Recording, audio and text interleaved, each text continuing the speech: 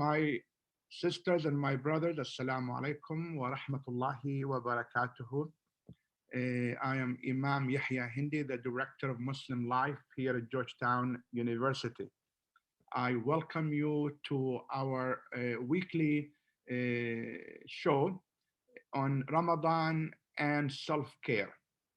And we started this a few weeks ago and we have enjoyed it so far. I wanted to thank you, those who have tuned in, who have heard our segments and have made comments on it. Today, we will be meeting with and hosting an amazing Muslim leader here in Washington, D.C. and nationwide, Dr. Nisa Muhammad, who is the Assistant Dean for Religious Life at Howard University.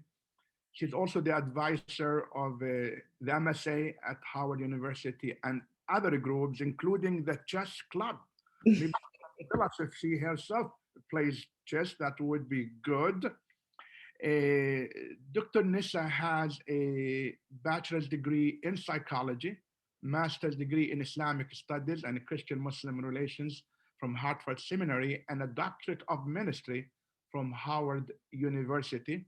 We are so honored to have her on our show. We are so honored and happy to be learning from her and engaging her on Ramadan and social justice. Assalamu alaikum. Walaikum salam rahmatullah. The honor is mine. Thank you so much for including me in this awesome topic in this weekly series. I'm just so impressed with what you're doing there for your students and faculty and staff. Well, thank you for being with. Did I forget anything I need to say about you? No, that was too much. You're much too kind. Thank you so much for that introduction. Thank you. Dr. Nisa, this is the month of Ramadan. We are doing this series for the month of Ramadan. We started with number one on how to prepare for Ramadan. Last week we had half an hour on mental health in the month of Ramadan and mental wellness. And today we're having you speak about social justice. But before we get to the concept of social justice and Ramadan, can you share with us some reflections on Ramadan for you?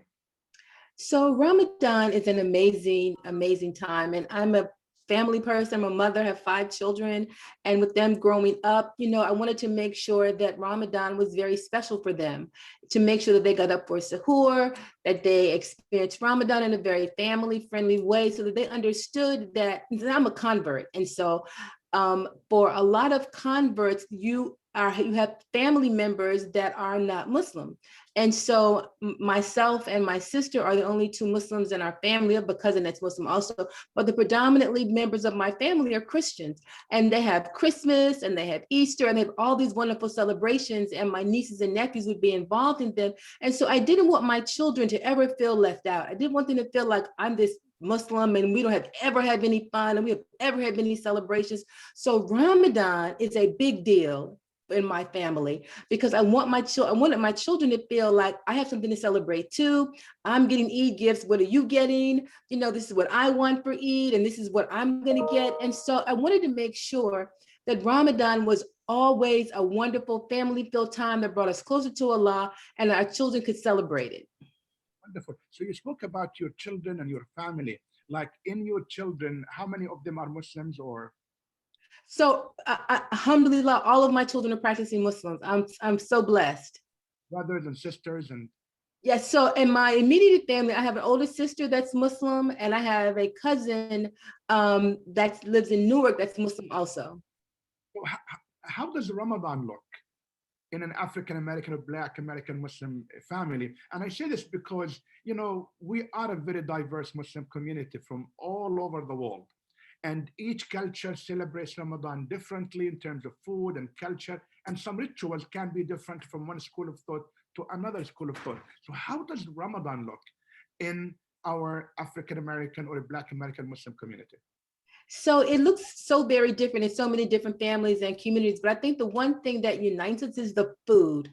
You mentioned the food and the culture, and, we have amazing food. And I think one thing that a lot of Black Muslims identify with and really love is the bean pie. And it's a historic dessert that people can have some bean pie for sahur, that definitely have it during iftars. And it really identifies the history and culture of Black Muslims in America. It came about through the Nation of Islam, and it has transcended itself through all different kind of Muslim communities, Black Muslim communities and societies. And it's just a wonderful thing. But our food tends to be different. We may have chicken fixed in a different kind of way. Fish, macaroni and cheese, is a plus at a Black Muslim iftar. I know when we have iftars on campus, we always cater with a Black Muslim catering company. And it's called Sweet Tooth, and they have the most amazing macaroni and cheese. And I'm planning the menu every year. And so I know the kind of food that the community is going to enjoy. And so we want to be able to use food also as a means to attract people to our iftars to learn more about Islam. How does the masjid look in Ramadan? Well, the masjid looks like any other masjid. You could go to an African-American Muslim masjid and you won't know that you're in there other than seeing the people. So the masjids tend to look the same. I think what happens, a lot of families decorate their homes. A lot of families decorate their homes. So that is very special. They'll have Ramadan decorations up, and you'll see big signs to make sure that the family is centered around this joyous occasion of celebrating Ramadan. When you talk about food, does that include like Somali American food, Ethiopian American food? What does that include? It includes all of the above. And so when we say Black Muslims, we're talking those from Africa, we're talking some of those from the Caribbean, we're talking those from Central and South America. We're talking a big mix of people and communities, and the food is absolutely amazing. Many people don't know that Islam did not come to America 20 or 30 years ago. Like in a minute or two, can you teach us on the American Muslim community and the history of Islam in America? So it depends upon how far you want to go back. There's some historians that document where Muslims came here before Columbus did. And so the Muslim imprint on America runs very deep. Now, of course, Sylvia Ann Diouf wrote the book about Muslims who came over from Africa, the enslaved Muslims, Servants of Allah is the name of her book. And she talks about how up to about 30% of the enslaved Africans that came here were Muslims. And so Muslims have been here almost since the founding days of America. Wonderful. Thank you for this. I wanted to ask that question because non-Muslims think Islam came to America with the Arabs or the Pakistanis, and that's not true. Many, even Muslims, immigrant Muslims, think that Islam came to America with them back in the 60s and the 50s, and that's not true. As you said, historians tell us that Islam came to America most likely back in the 14th century, around 1320. And then with Columbus, right. And after Columbus, in Georgetown University, we had a Muslim economist who lived hundreds of years ago called Yaro Mahmoud. And Yaro Mahmoud's story is so amazing because after he was enslaved, and then after he was free, he set up his household in Georgetown. He became, I think he was a banker. He became involved in banking and accounting. And see, here's just a wonderful, wonderful story of what happens to an enslaved African when he's freed. And so I'm so glad you mentioned him. He has an amazing story. For me, I want to use this opportunity to tell Muslims around the world that Islam in America is in debt to African-American Muslims and to Black Muslims for Islam being in America. Immigrant Muslims like I, who came to America 30 years ago, we are in debt to our Black Muslims for Islam in America. If it was not for you, we would not have been here and would not have done or continue to do whatever we do.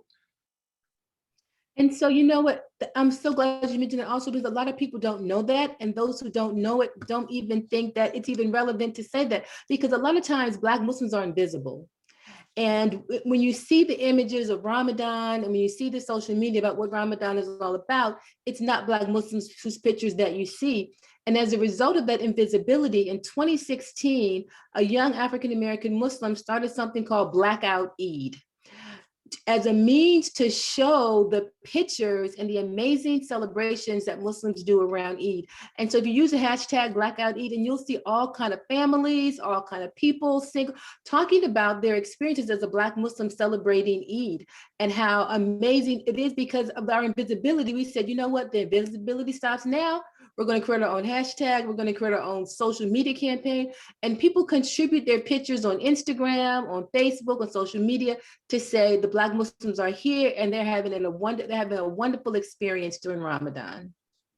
And I want to again use the show to reach out to Muslims, for them to become a beacon of hope and a voice against racial injustice. And we cannot find racism outside if we don't fight it within the Muslim community. That's a very good point. One of the things that I appreciate, I attend a masjid here in the Silver Spring area, and they generally, prior to COVID, had an iftar every night. And families would come and celebrate and enjoy the food. And one of the things I was just so happy about, that on certain days throughout the month, they would have African American night.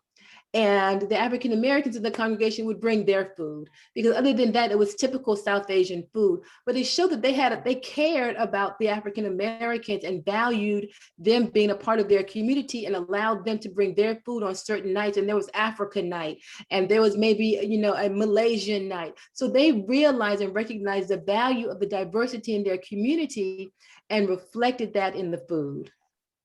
Thank you for this. We are a united Muslim community. Yes. Indigenous Muslims, African American Muslims, Black Muslims, Arab Muslims, Indian Muslims, Pakistani Muslims, Daisy Muslims, what they call Asian Muslims, Albanian Yes. Muslims. We are all in this together. We are a united community, especially in the spirit of Ramadan. Again, this is the month of Ramadan. And I mentioned earlier social justice. You spoke about people being invisible. I don't know what to say. I say that, as many people I have heard, others, not really my term, that slavery is the original sin of America. Mm-hmm. And in order to move forward as American Muslims, we need to be in the fight for racial justice and for social justice. In Ramadan, what does Ramadan contribute to this concept of racial justice and social justice? Absolutely, because this is a month when we are focused on reading the entire Quran and drawing closer to Allah.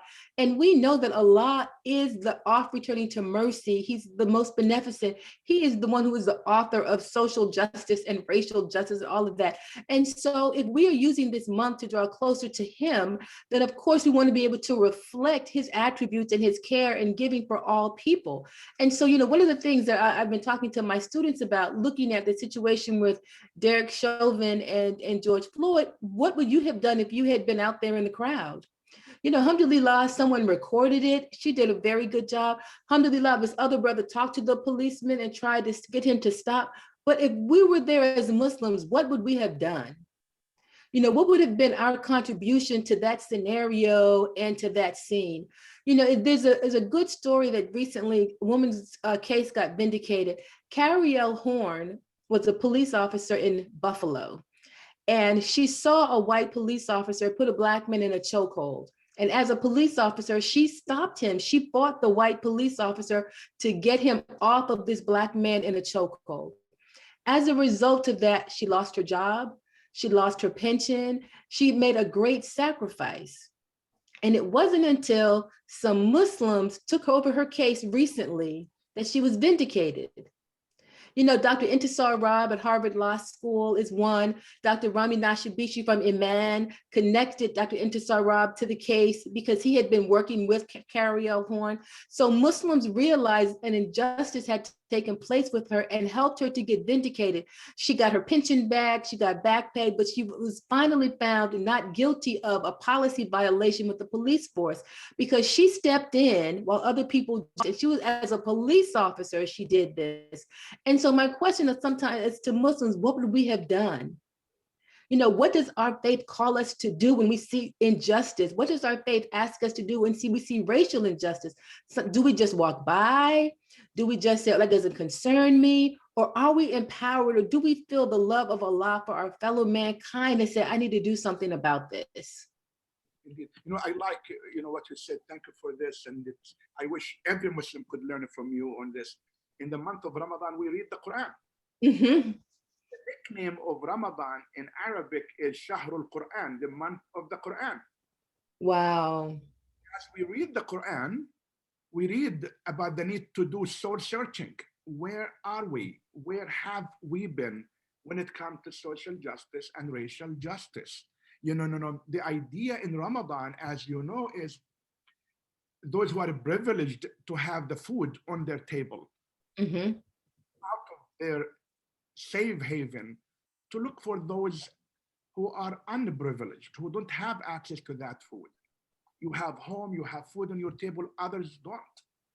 And go beyond and go deeper into, I am a privileged human being. What about those who are not privileged? And You're absolutely right. how? What do you say about that? So I would say that you're absolutely right, because the part of the fast of Ramadan is to help us to feel the hunger of those who don't have food. It's help us to know the thirst of those people who don't have something to drink, so that we can in fact have some empathy, increase empathy for the people who don't have the very things that we take for granted: food, clothing, shelter. And for those people who are not able to fast from the food and drink, what can you fast from? Maybe fast from social media. There are people who are on medication, people who are pregnant, or for whatever reason they can't fast. What can you fast from that will help bring you closer to Allah? What can you do to help those people who don't have, who are in need, who are desperate in need? COVID has decimated families. People have lost their jobs, they've lost their businesses. Some things are starting to open back up, but some families who have family members who have been very sickened by COVID, they're in terrible straits. What is it that we can do as a ummah to help those people that we know are in desperate need? Indeed. How do we become a voice for those who don't have a voice? How do we develop the passion for compassion, where we make sure that everyone has a room around the table? There's something else about Ramadan: social justice, racial justice, and accountability. Mm-hmm. We heard these two terms a lot in the last week. We demand accountability, equal accountability. We demand equal justice in the spirit of Ramadan. Yes, so I think those are very good terms: accountability. And it starts with ourselves. Are we being accountable to ourselves and to Allah? We know his commands, we read his book, we know what he's asking us to do, but are we just so secure in our Islam that we think that doesn't apply to me? Somebody else can do that. And for students that are out there, we know the issues that young people face. We know the issues that are faced people all around the country. What are we doing as Muslims to lead the way? Because if we truly believe that the word from Allah is supreme, that the word from Allah is right guidance for people, and Prophet Muhammad ﷺ came as a mercy to all mankind, not just a mercy to the Muslims, not just a mercy to the Arabs, he came as a mercy to all of mankind. What are we doing to make this relevant in the lives of people who so desperately need our guidance? He reminds us of the last sermon of the Prophet, peace be with him, in which he mentioned equality and justice. He absolutely did. In his last sermon, he mentioned equality and justice for the women. He talked about men being kind to the women. Be kind to your wives. He talked about the Arab is no better than the non-Arab. The white is no better than the black. So he talked about all of these things in his last sermon. But I think for some of us, just like reading the Quran, it goes in one ear and out the other, and we don't internalize it and really make it a part of our heart and who we are as Muslims. Gender equality and racial equality was at the core of his last sermon, peace be with him. That tells us a lot about where Islam stands on social justice and on equality. It really does. The Prophet Muhammad ﷺ was a lover of diversity and inclusion. If we look at who the companions were, he had companions that were prior to that, they were Christians. He had companions that were atheists. He had companions that were enslaved. He had a wide variety of companions that showed his diversity and love for inclusion. And he wanted people to know that Islam has a place for everyone. Yes, indeed. And in the month of Ramadan, we develop a sense of self-accountability. We are to hold ourselves accountable to our own actions, but also the actions of those around us. You watched, as millions of Americans did a few days ago, the unfolding of the case in Minnesota. Talk about Yes. justice. It was a watershed moment for America, especially for Black people who have received very little justice at the hands of police brutality and police murders.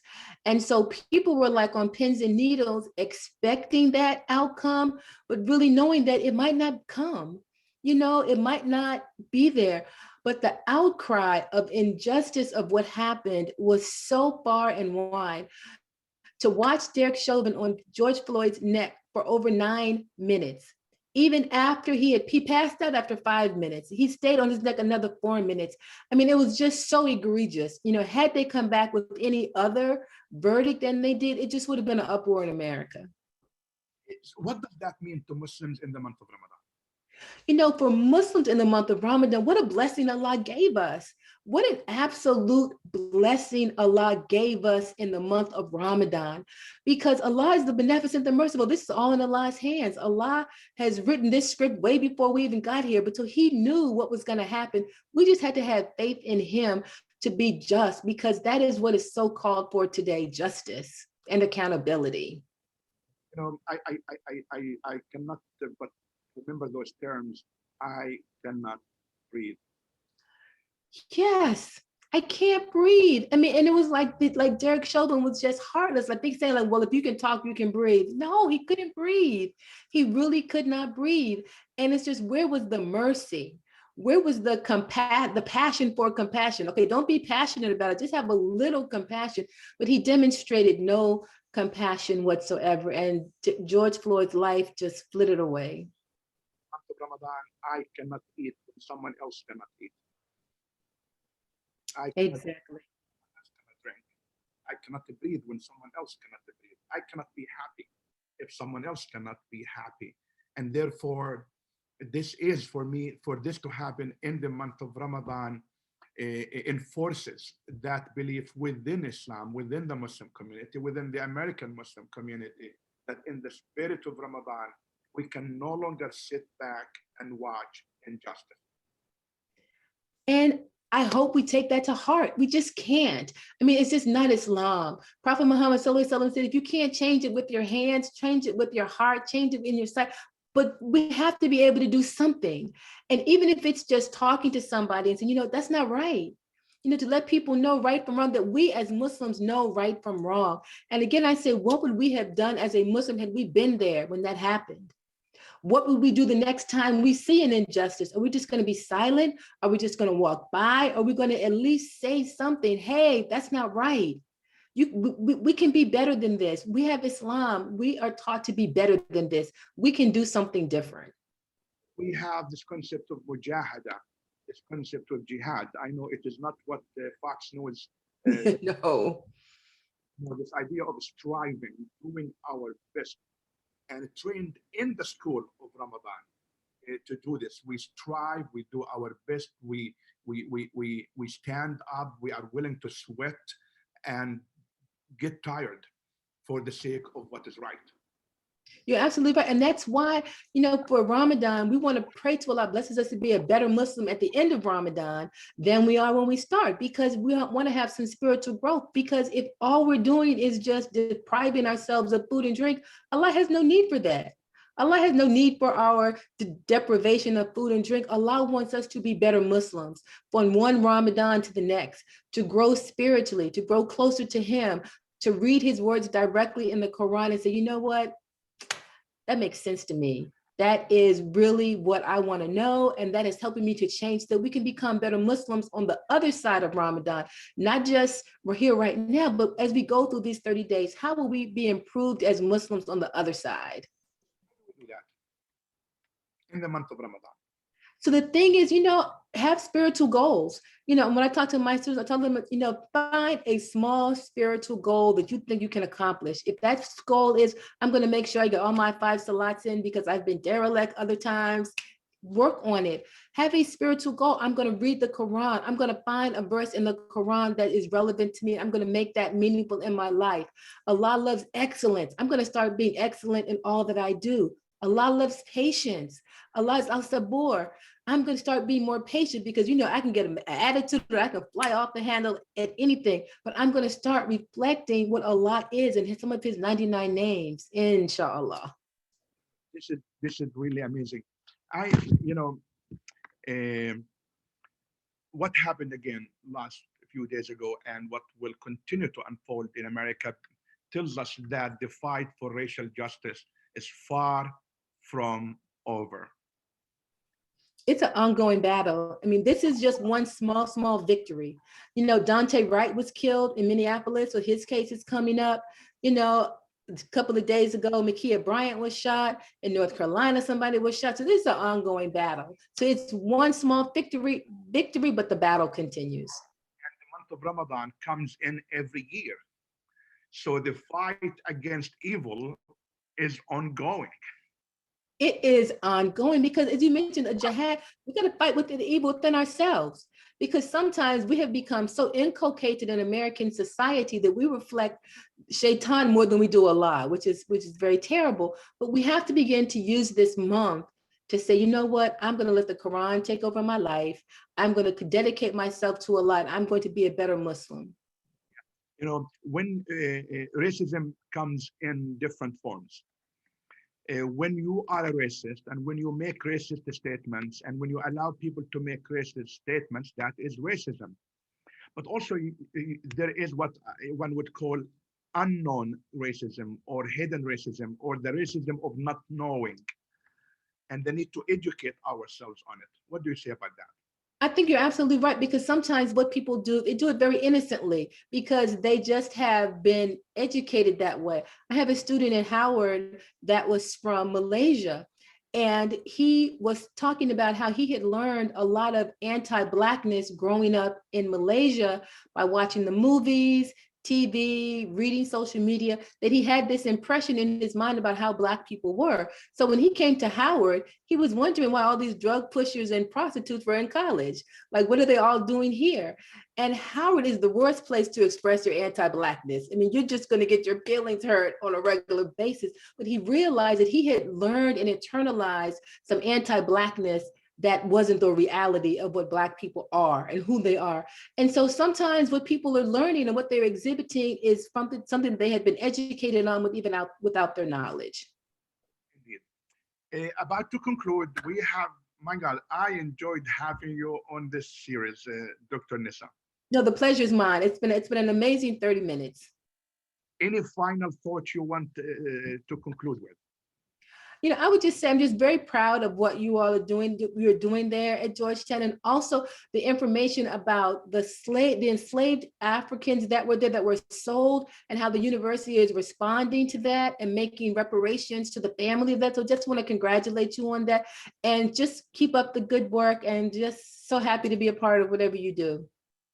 Georgetown, with its leadership, with its faculty and staff, with its Jesuits, with its president, with campus ministry, we are all dedicated to fighting racism and being a part of this battle for racial justice and social justice. Slavery, as I said earlier, and our president, Jack DeJoy, said this more than once, that slavery is the original sin of the republic. And we all have to be engaged in the fight of that and the impact of slavery on America. No, thank you for this. My sisters and my brothers, we were so honored to have Dr. Nisa, who is the Assistant Dean of Religious Life at Howard University, and the President of the Association of Muslim Chaplains. It's an honor to have had her. And my honor. Thank you. To conclude, I wanted to tell you this. Ramadan is real. Ramadan is here. Ramadan is not meant to be a time for us to abstain from food and drink. It is rather meant for us to abstain from evil thinkings, evil thoughts, evil feelings. Ramadan is meant to challenge us to improve, Ramadan is meant to tell us, if not social justice and racial justice, for what should I fight for? And if not now, when? And if not I, being a beacon of hope for racial justice, who will? So let us challenge ourselves to proactively participate in the battle for racial justice, not only in the United States of America, but all over the world. Not outside, but also in our homes when it exists. In the spirit of Ramadan, let's carry that message out. Let's be emotionally connected, intellectually connected, physically connected. Let us contribute financially to the war against racism, to the battle for social justice and racial justice. Let us all participate in the month of Ramadan and work with others, Muslims or non-Muslims, because the war and the battle for racial and social justice is not only that of Islam. It's not only that of Muslims. It is of all of us. Islam teaches us that God created the black and the white. Prophet Muhammad, peace be with him, taught us that God does not judge us by the look of our face or the color of our skin, but rather by what resides in our hearts and the content of our character. Let us be a part of that fight in the spirit of Ramadan. Till I see you next week, talking about self-care and eating healthy in the month of Ramadan. Enjoy the rest of your week. Assalamu alaikum wa rahmatullahi wa barakatuh.